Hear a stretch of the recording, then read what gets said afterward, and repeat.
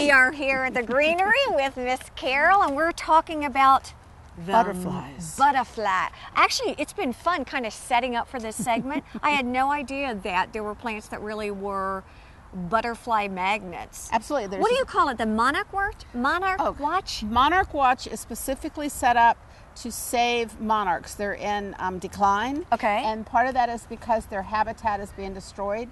So we are encouraging people during this segment not only to plant plants that are host plants, which is what the little caterpillars eat, but also nectar plants, which is what they get all their goodies from.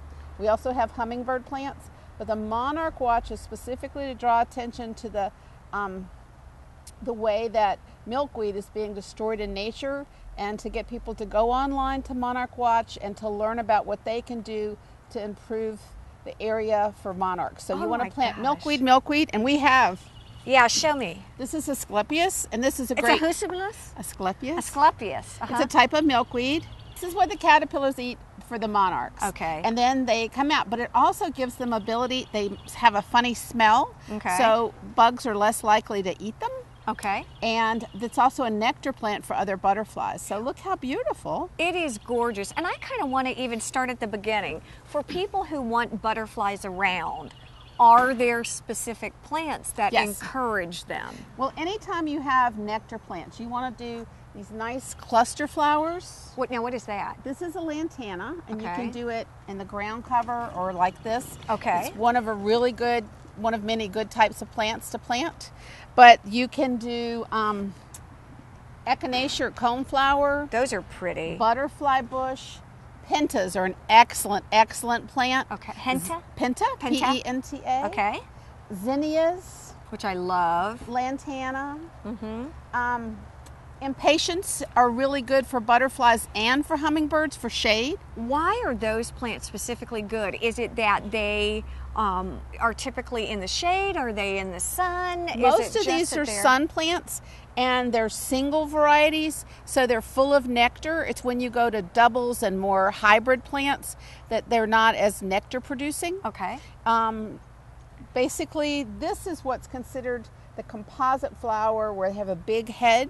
It's considered really good for butterflies. Hold that up, and I want to show everybody that because it's really pretty. Oh, here, there you go. We'll go like that. Yes. And see, you get this with the zinnia as well. Oh, see? So they go in here, right? And you get it with the pentas. They're all really good for nectar receiving.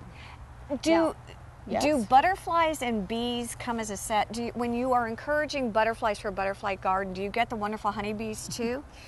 Yes. I love that. It's all of these are pollinators, which is what enables us to have food. Okay. So no pollination, no food. No food? So plants need sex too. Go for it. Well, that was a random.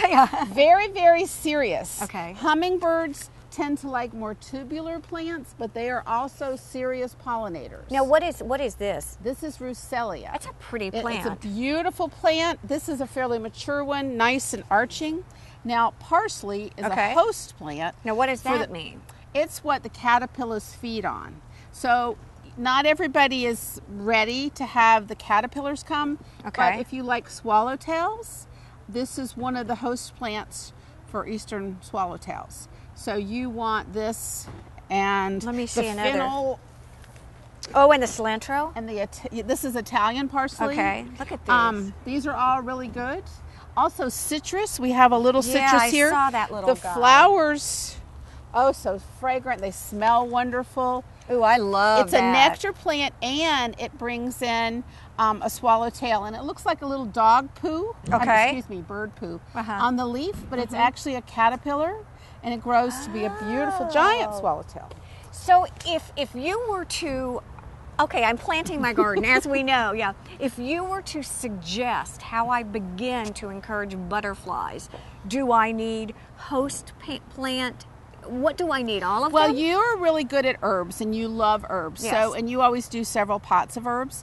So that gives you enough for you, and enough for the little host plants.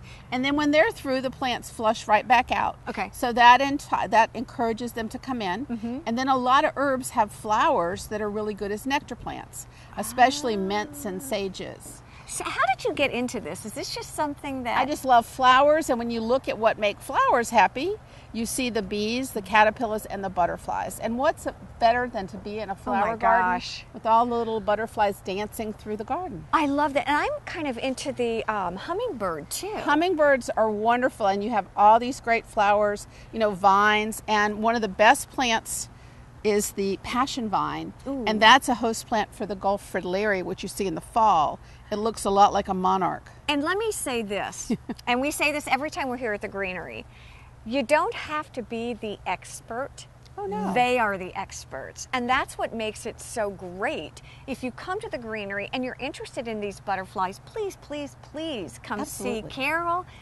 Everyone is here and they know so much about it. And I can tell you, it brings me joy when I go out on my deck right now and I see all the things that you've done. And you can start with one small pot of flowers and build from there. Oh, I love you. It's such a treat to see you. Thank you all for joining us here on Girl Talk. Have a great day. Bye-bye.